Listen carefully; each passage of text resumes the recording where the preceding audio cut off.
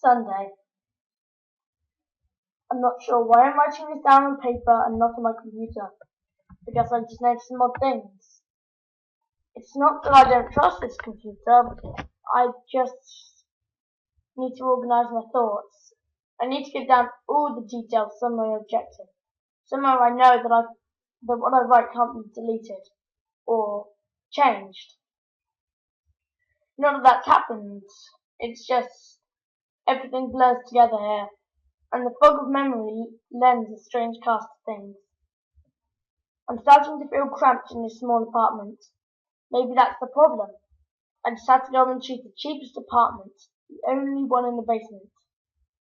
The lack of windows down there makes day and night seem to slip by seamlessly. Haven't been out in a few days because I've been working on this programming project so intensively. Suppose I just want to get it done. Hours of sitting and staring at the monitor make anyone feel strange. I know, but I don't think that's it. I'm not sure when I first started to feel like something was odd. I can't define what it is. Maybe I just haven't talked to anyone in a while. That's the first thing that crept up on me. Everyone I would normally talk to online while I program has been idle, or they've simply not logged on at all. My instant messages go unanswered. The last email I got from anyone was a friend saying he talked to me when he got back from the store, and that was yesterday. I would call with my cell phone, but reception is terrible down here. Yeah, that's it. I just need to call someone. I'm going to go outside. But that didn't work so well. As the tingle of fear fades, I'm feeling a bit ridiculous being scared at all. I looked in the mirror before I went out, but I didn't shave the 2-day stubble I'd grown. I figured I was just going out for a quick cell phone call. I did change my shirt though, because it was lunchtime, and I guessed that I'd run into at least one person I knew. That didn't end up happening. I wish it did. When I went out, I opened the door to my small apartment slowly. The small feeling of apprehension had somehow already lodged itself into me. For some indefinable reason, I chalked it up for not having spoken to anyone but myself for a day or two. I peered down the dingy grey hallway, made dingier by the fact that it was a basement hallway. On the end, a large metal door led to the building's furnace room. It was locked, of course. 2 dreary soda machines stood by it. I bought a soda from one the first day I moved in, but it had a 2-year-old expiration date. I'm fairly sure nobody knows those machines are even down there, or my cheap landlady just doesn't care to get them restocked. I closed my door softly and walked in the other direction, taking care not to make a sound. I've no idea why I chose to do that, but it was fun giving in to the strange impulse not to break the droning hum of the soda machine, at least for the moment. I got to the stairwell and took the stairs up to the building's front door. I looked through the heavy door's small square window and received quite the shock. It was definitely not lunchtime. City gloom hung over the dark street outside, and the traffic lights at the intersection in the distance blinked yellow. Dim clouds, purple and black from the globe of the city, hung overhead. Nothing moved, save the few sidewalk trees that shifted in the wind. I remember shivering, though I wasn't cold. Maybe it was the wind outside. I could vaguely hear it through my heavy metal door, and I knew that it was a unique kind of late night wind, the kind that was constant, cold, and quiet, save for the rhythmic music it made as it passed through countless unseen tree leaves. I decided not to go outside. Instead, I lifted myself into the door's little window and checked the signal meter. The bars filled up the meter, and I smiled. Time to hear someone else's voice, I remember thinking, relieved. Such a strange thing to be afraid of nothing. I shook my head, laughed to myself silently. I hit speed dial for my best friend Amy's number and held the phone up to my ear. It rang once, but then it stopped. Nothing happened. I listened to silence for a good 20 seconds, then hung up. I frowned and looked at the signal meter again. Still full. I went to dial her number again, but then the phone rang in my hand, startling me. I put it up to my ear. Hello? I asked, immediately fighting down a small shock at hearing the first spoken voice in days, even if it was my own. I had gotten used to the droning hum of the building's inner workings, my computer, and the sewing machines in the hallway. There was no response to my greeting at first, but then finally a voice came. "Hey," said a clear male voice, obviously college age, like me. "Who's this?" "John," I replied, confused. "Oh, sorry, wrong number," he replied, then hung up. I lowered the phone slowly and leaned against the thick brick wall of the stairwell. That was strange. I looked at my received calls list. The number was unfamiliar. Before I could think on it further, the phone rang loudly. Shockingly, yet again. This time, I looked at the call before I answered. It was another unfamiliar number. This time, I held the phone up to my ear, but said nothing. I heard nothing but the general background of noise in the phone. Then, a familiar voice broke my tension. "John?" was a single word in Amy's voice. I breathed a sigh of relief. "Hey, it's you," I replied. "Who else could it be?" She responded. "Oh, the number. I'm at a party on 7th Street and my phone died just as you called me. This is someone else's phone, obviously." "Oh, okay," I said. "Where are you?" she asked.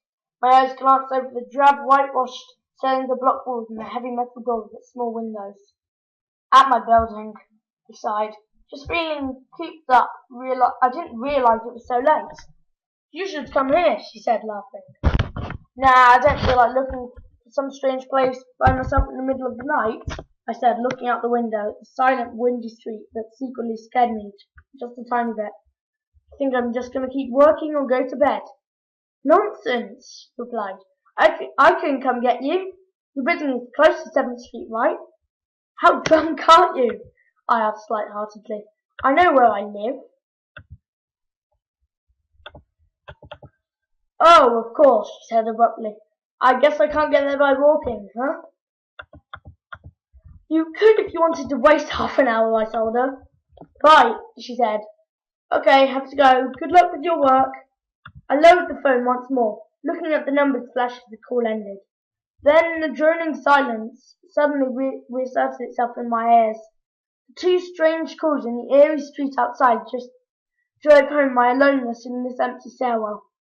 Perhaps from having seen too many scary movies, and the sudden inexplicable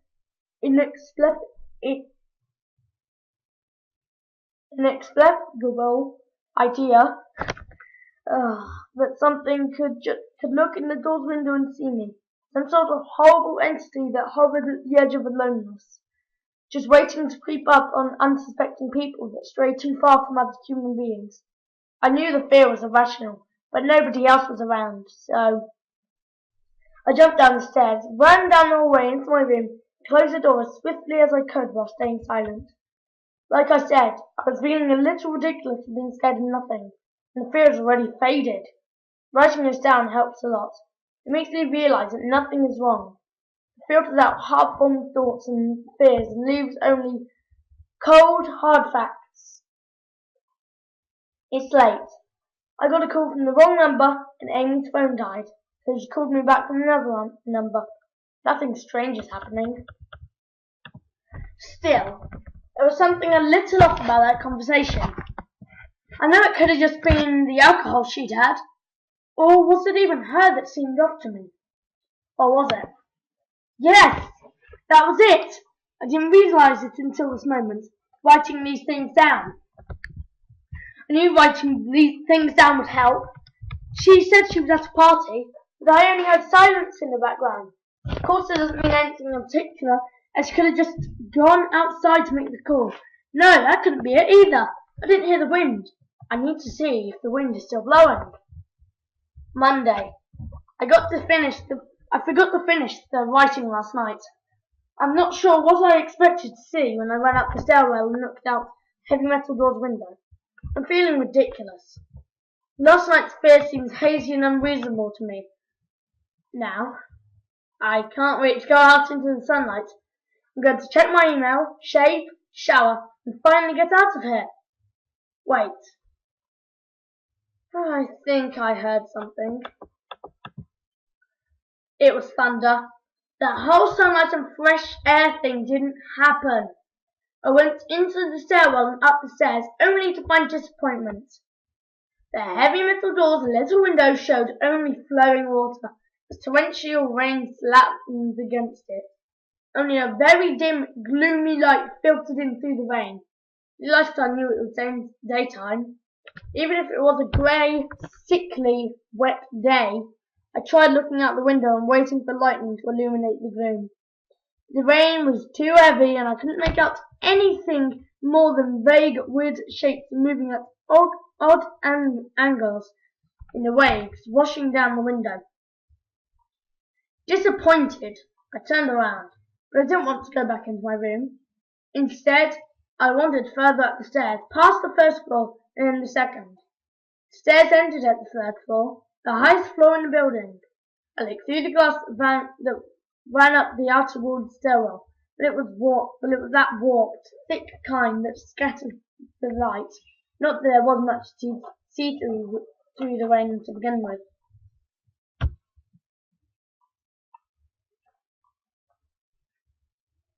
I opened up the stairwell door and wandered down the hallway.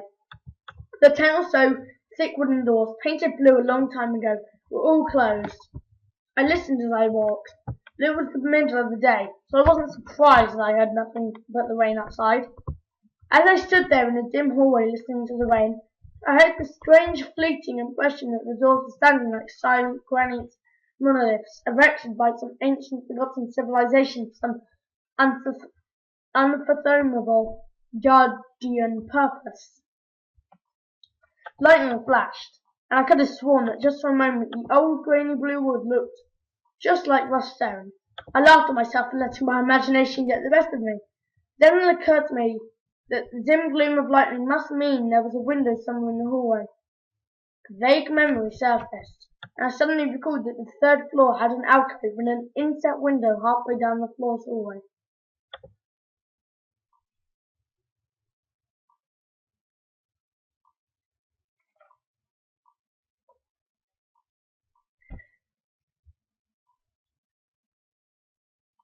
Excited to look out into the rain and possibly see another human being, I quickly walked over to the alcove, finding the large stained glass window.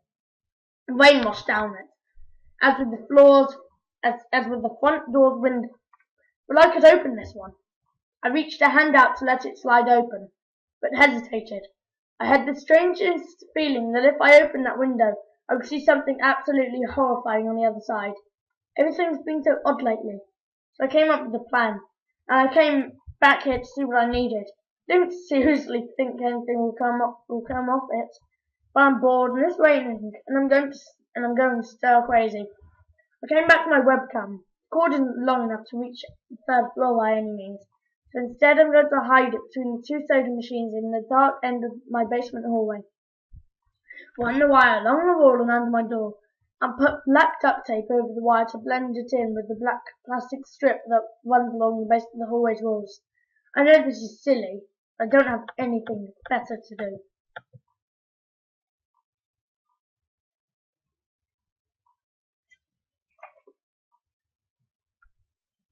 Well, nothing happened.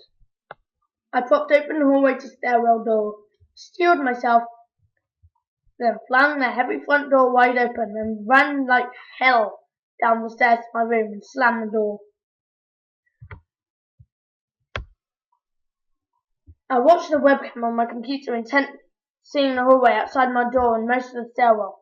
I'm watching it right now, and I don't see anything interesting. I just wish the camera's position was different, so I could see out the front door. Hey! Somebody's online! I got out an older, less functional webcam that I had in my closet to video chat with my friend online. I couldn't really explain to him why I wanted to video chat, but it felt good to see another person's face. He couldn't talk very long, and we didn't talk about anything meaningful, but I felt much better. My strange fear was almost past. I would feel completely better. There was something odd about our conversation. I know that I've said that everything seemed odd, but still, he was very vague in his responses. I can't recall one specific thing that he said, no particular name or place or event. But he did ask my email address to keep in touch. Wait, I just got an email. I'm about to go out. I just got an email from Amy that asked me to meet her for dinner at the place we usually go to. I do love pizza, and I've just been eating random food from my poorly stocked fridge for days, so I can't wait. Again, I feel ridiculous about the odd couple of days I've been having. I should just destroy this channel when I get back. Oh, another email. I just got a nosebleed. In real life. Anyway, let's carry on. Oh my god! I almost left the email and opened the door. I almost opened the door. But I read the email first. It was from a friend I hadn't heard from in a long time. And it was sent to a huge number of emails. That must have been every person he had saved from his suggest list. It had no subject, and it said simply, "See with your own eyes. Don't trust them, they." Seeing with your own eyes, don't trust them, they? What the hell is that supposed to mean? The words shock me, and I keep going over and over them. Is it a desperate email sent just as something happened? The words are obviously cut off without finishing. On any other day, I would have dismissed this as spam from a computer virus or something. But the words, "seen with your own eyes?" I can't help but read over this journal and think back on the last 3 days and realise that I have not seen another person with my own eyes or talked to another person face to face. The webcam conversation with my friend was so strange, so vague, so eerie. Now I think about it, was it eerie? Or is the fear clouding my memory? My mind toys with the progression of events I've written here, pointing out that I have not been presented with one single fact that I did not specifically give out unsuspectingly. The random wrong number that got my name and subsequent strange return call from Amy, the friend that asked my email address. I messaged him first when I saw him online, and I got my first email a few minutes after that conversation. Oh my god! That phone call with Amy! I said over the phone that I said that I was within half an hour walk of 7th Street. They know I'm near there. What if they're trying to find me? Where is everyone else? Why haven't I seen or heard anyone else in days? No. This is crazy. This is absolutely crazy. I need to calm down. Madness needs to end. Alright guys, I'll see you in part 2. This is a really long creepypasta, so I'm not sure how many parts this will be in. All I know is that I will carry this on in another part. I can't read this all in one part, so I'll see you next time guys. See ya.